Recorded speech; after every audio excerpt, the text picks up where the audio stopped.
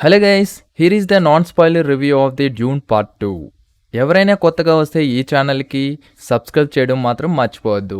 అసలు story line ఏంటంటే, part 1లో ఎలా తన అధికారాన్ని మరియు నాన్నగారిని చనిపోయిన తర్వాత నుండి కథ మొదలవుతుంది. హీరో ఫాల్ అట్reides ఫ్రీమెన్ మరియు చానీ వాళ్ళతో ఆ అరాకిస్ డెజర్ట్లో నివసిస్తూ ఉంటారు. హౌస్ ఆర్కనిన్ నుండి తమ ఇంటిని తిరిగి తీసుకోవాలని రివెంజ్ కోసం ఎదురు చూస్తూ ఉంటాడు. దానికి సహాయంగా అట్reides శాండ్ వామ్స్ ని ఎలా అదుపు చెయ్యాలో నేర్చుకుంటూ ఉంటాడు హీరో. అరాకిస్ ఇసుక కింద నివసించే అసలైన భారీ ఇసుక పురుగులను కంట్రోల్ చేసి స్వారీ చేస్తాడు. వాటి సహాయంతో విలన్ మీదకి ఫ్రీమెన్స్ తో కలిసి యుద్ధానికి వెళ్తాడు. క్లైమాక్స్ లో హౌస్ ఆర్కనిన్ వారసుడు ఫెయిడ్ రౌత్ హార్కనిన్ తో పోరాడతాడు. ఇది స్టోరీ. ఇక విజువల్స్ పరంగా అయితే సినిమా మరో లెవెల్లో ఉన్నాయి. టెక్నికల్ గా మూవీ డైరెక్ట్ చేసిన డెనిస్ కి హ్యాట్సాప్ చెప్పాల్సిందే. Sand warm VFX, colour grading and BGM మాత్రం సూపర్ గా ఉన్నాయి. స్టోరీ పరంగా అక్కడక్కడ లాగ్ అనిపించినా బాహుబలిలో ఉన్న ఎక్సైట్మెంట్ తో ఉంటుంది ఈ మూవీలో. టెక్నికల్ గా సినిమాటోగ్రఫీ, డైరెక్షన్ చాలా బాగున్నాయి. అరాకిస్ అనే డెజర్ట్ ని చూపించిన విధానం,